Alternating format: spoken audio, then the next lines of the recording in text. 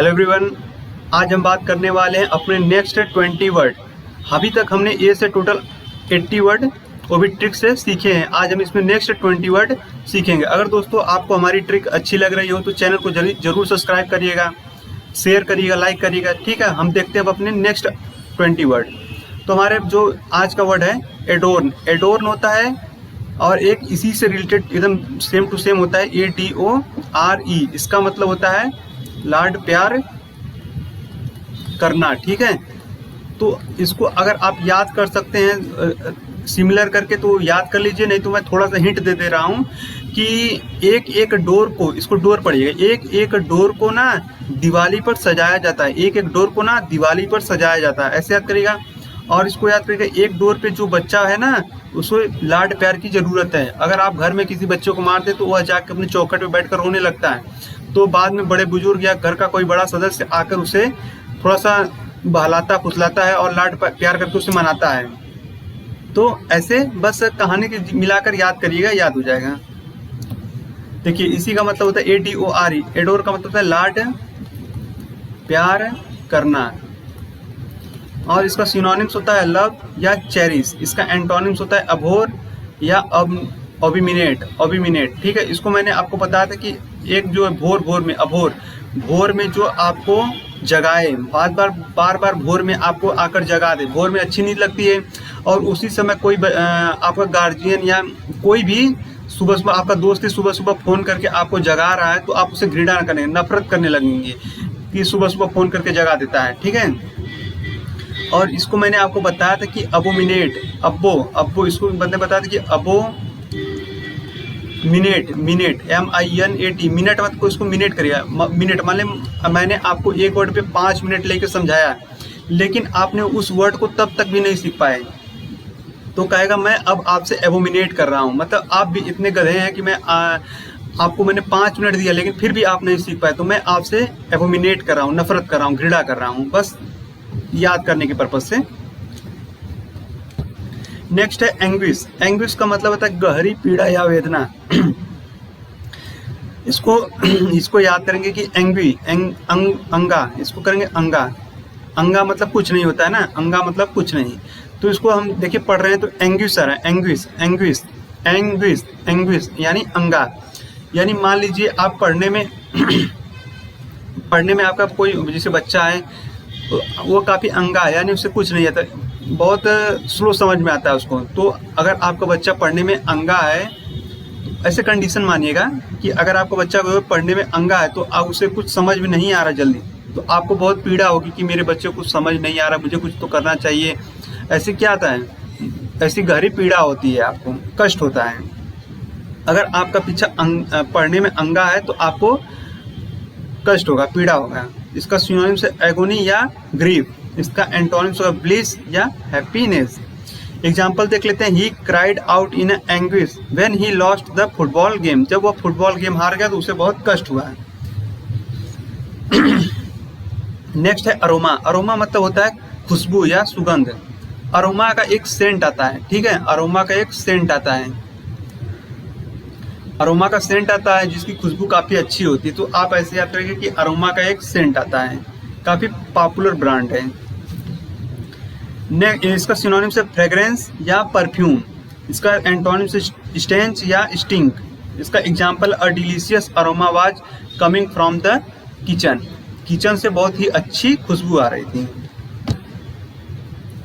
अम्मीएबल, इसको याद करिएगा अम्मी माने मम्मी।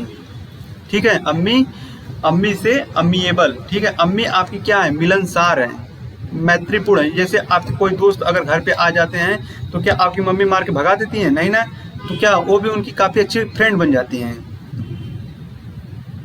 अम्मी क्या है, अम्मीएबल है, मिलनसार है, यानी उनके साथ थोड़ा सा उनका भी मैत्रीपूर्ण थोड़ा सा मित्र बन जाती हैं। तो अम्मी क्या है मेरी, अम्मीएबल है, मित्रवत होती हैं। अम्मीएबल है, अम्मी क्या है, अम्मीएबल है, यानी मित्रवत हैं।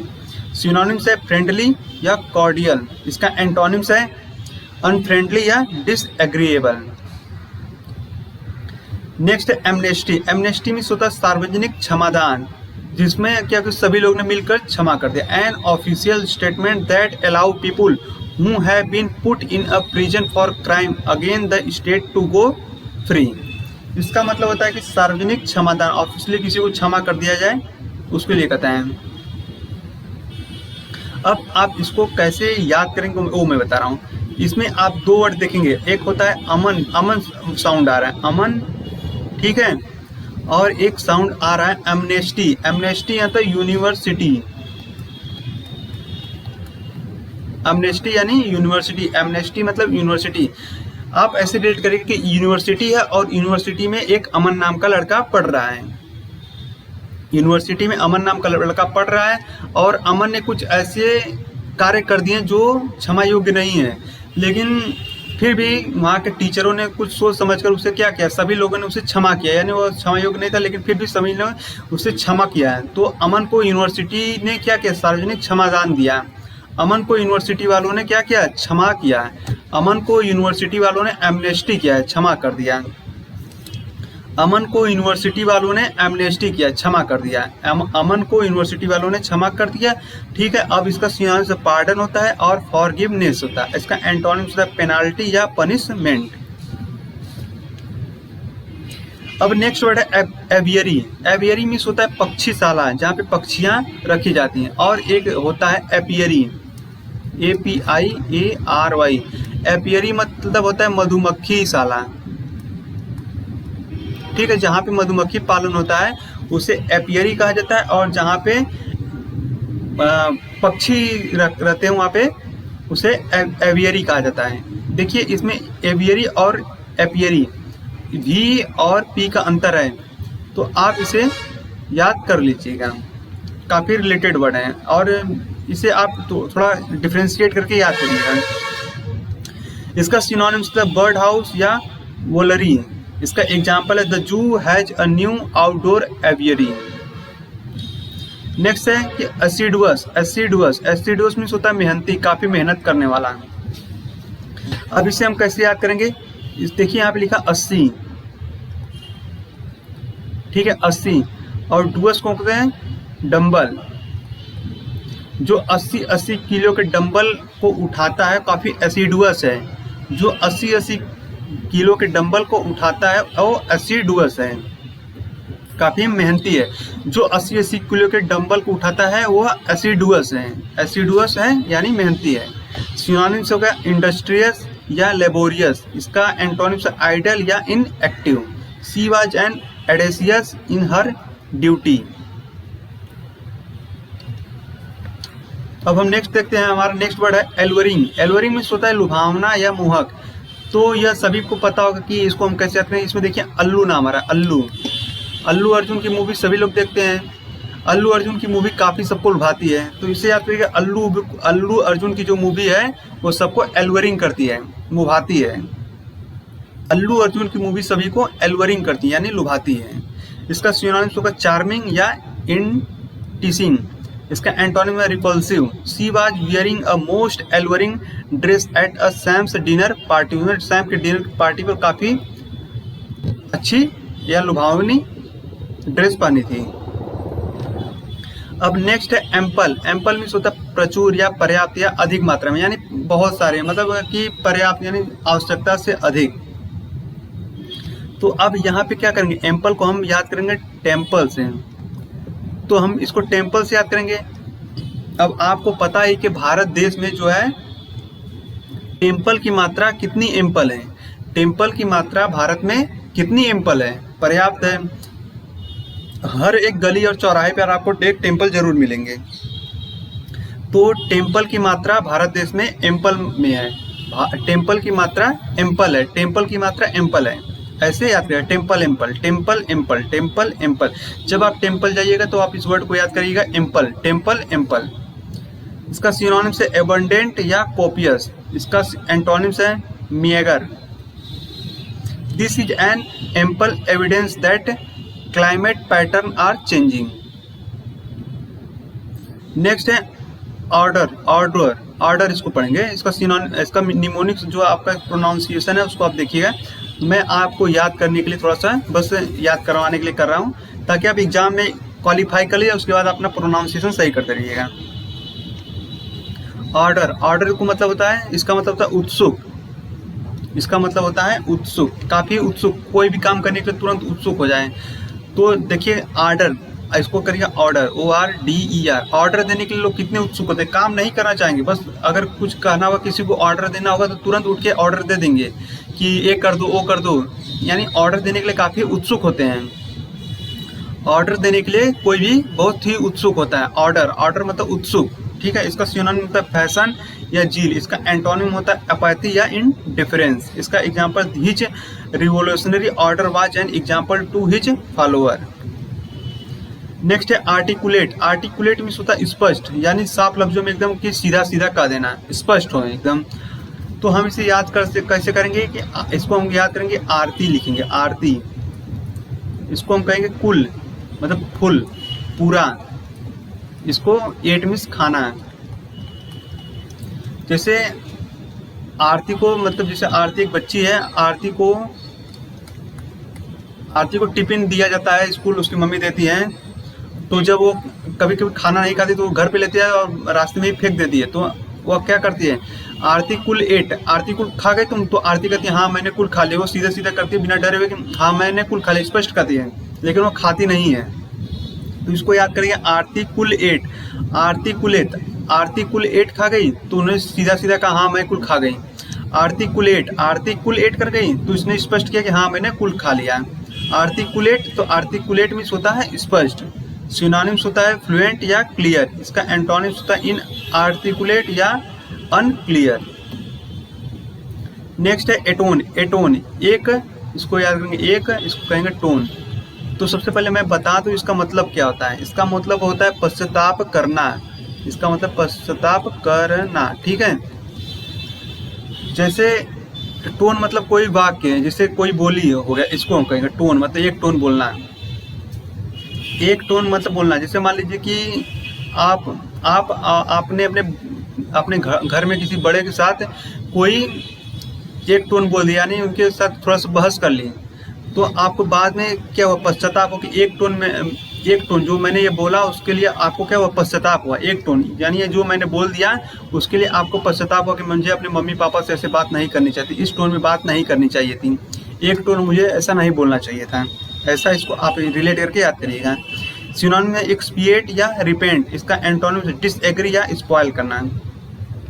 ही promise to atone for his crime, वो अपने क्राइम के लिए पश्चाताप कर रहा था। नेक्स्ट है कि अबाइड बाई, अबाइड बाई का मतलब होता है कि नियम कानून का पालन करना, इसका मतलब कि नियम और कानून का पालन करना होता है। तो इसको हम याद कैसे करेंगे, एक, इसको एक कहेंगे और इसको कहेंगे बाई। बाई जो घर में काम करने आती हैं उनको कहा जाता है बाई। तो एक बाई होती हैं जो उनको जैसे कहेंगे वह क्या करते, उस नियम कानून से उस काम को करेंगे। अगर आपने कहा कि हमें आज यह खाना चाहिए तो वह खाना बना के देंगी, साफ सफाई जैसे कहेंगे वैसे करेंगी। तो एक बाई जो क्या करती हैं, अबाइड बाई होती हैं। एक बाई क्या करती हैं, आपके किए हुए कानून जो बनाए हैं उसको पालन करती हैं, आपके निर्णय के अनुसार कार्य करती हैं, ठीक है। तो एक बाई क्या करती हैं, एक बाई आपके नियम कानून को फॉलो करती हैं। सिनोनिम्स होता है कंप्लाई विथ या फॉलो, इसका एंटोनिम्स है अवॉइड या डिसेंट। नेक्स्ट है कि एडमायर, एडमायर मीन्स होता है प्रशंसा करना। क्या होता है, प्रशंसा करना, ठीक है। एडमायर का मतलब होता है प्रशंसा करना। इसको आप लोग याद करिए, काफी नॉर्मल सा वर्ड है, आप सुनते ही होंगे और इसको ट्रिक नहीं बन पाई, आप इसको याद कर लीजिएगा। सिनोनिम से अपलॉड या अप्रिशिएट, इसका एंटोनिम से कंडम या डिनाउंस। अगर दोस्तों हमारी वीडियो पसंद आ रही हो तो चैनल को जरूर सब्सक्राइब करिएगा, लाइक करिएगा, शेयर करिएगा, अपने दोस्तों के साथ शेयर भी करिएगा। नेक्स्ट है एग्रेवेट, एग्रेवेट का मतलब किसी स्थिति को बदतर कर देना यानी बिगाड़ देना, ठीक है। एग्रीवेट मतलब उकसाना या भड़काना, किसी चीज को उकसाना भड़काना या उससे स्थिति और बिगड़ सकती है, ऐसा एग्रीवेट होता है। आपने इसको ऐसे याद करिएगा, एंग्री, एंग्री, एंग्री और एग्री। एंग्री मतलब गुस्सा होता है और एग्रीवेट होता है, एंग्री एग्रीवेट, एंग्री और एग्रीवेट, ऐसे करके याद करिएगा। सिनोनिम से प्रोवोक करना या वर्सन, इसका एंटोनिम से काम या सूत। नेक्स्ट है एगोग, एगोग में अति उत्सुक या अति आतुर समाचार के लिए, ठीक है। अब हम इसे याद कैसे करेंगे, आप इसे याद करेंगे AGOG। आपने गाना सुना होगा AGOG। AGOG गाने में देखिए और कितने उत्सुक रहते हैं, जो हमारे अनिल कपूर जी हैं काफ़ी उत्सुक रहते हैं। AGOG लो जी सुनो जी गाना गाते हैं तो कितने उत्सुक रहते हैं, तो AGOG को याद करेंगे काफ़ी उत्सुक, अति उत्सुक रहते हैं उसमें। सिनोनिम एक्साइटेड या ईगर, इसका एंटोनिम अनइंटरेस्टेड या incurious. We were all agog when she said she had good news. Next है अघास्ट। अघास्ट में भौचक्का हो जाना। क्या हो जाना, भौचक्का हो जाना। इसका मतलब होता है भौचक्का हो जाना। तो आप इसे याद कैसे करेंगे, एक इसको करेंगे घोस्ट। एक घोस्ट को देखते ही, जैसे एक घोस्ट, अगर आप रात को टहलने जा रहे हैं, आपने रात को या कहीं से आ रहे हैं या किसी जगह से आ रहे हैं तो आपने एक घोस्ट देख लिया। अब घोस्ट देखते ही आप रोमांटिक थोड़ा ना होंगे, आप तुरंत भौचक्के हो जाएंगे, डर जाएंगे, तो उसी समय आपके आंखें खुली की खुली रह जाएंगी। तो एक घोस्ट को देखते ही आप क्या हो गए, अघास्ट हो गए, यानी भौचक्के हो गए। एक घोस्ट को देखते ही आप क्या हो गए, एघॉस्ट हो गए, यानी भौचक्के हो गए, शॉक्ड हो गए, आप डर गए। सिनोनिम्स है सैक्ड या हॉरिफाइड, इसका antonym unsurprised. She stood aghast at the sight of so much blood, आपने खून, जितने बहुत सारे खून देखे एकदम भौचक्के हो गए। ठीक है दोस्तों, ये हमारा लास्ट वीडियो था। ये से पूरे 100 वर्ड हमारे हो चुके हैं। अब हम 20 से देखेंगे नेक्स्ट वीडियो में। अगर दोस्तों आपको चैनल पे हमारी वीडियो अच्छी लगी हो तो चैनल को जरूर सब्सक्राइब करिएगा, लाइक करिएगा। इससे मैं आपको और बता दूं कि हमारे जैसे GS के GD में जितने भी OBPYQ टोटल जैसे पूछे गए हैं वही सब टोटल उठाकर आपको प्रैक्टिस कराई जा रही है। क्लास नहीं है, प्रैक्टिस कराई जा रही है। उसी तरह आपको हिंदी में भी प्रैक्टिस कराया जा रहा है। इससे क्या फ़ायदा होगा कि आप इसको करने का प्रयास करिएगा, इसमें देखिएगा कैसे कैसे क्वेश्चन आ रहे हैं। इसी तरह इंग्लिश का भी मैं आपको प्रैक्टिस करा रहा हूँ। तो यह आप देखिए पता कर सकते हैं कि एग्जाम में कैसे आपको क्वेश्चन मिलेगा। और सबसे बड़ी बात हो जाती है कि पढ़ना जरूरी नहीं होता, क्वेश्चन को प्रैक्टिस करना, एग्जाम में कैसे क्वेश्चन पूछ रहे हैं यह काफ़ी इंपॉर्टेंट हो जा रहा है। ठीक है दोस्तों, अब मिलते हैं हम नेक्स्ट वीडियो में।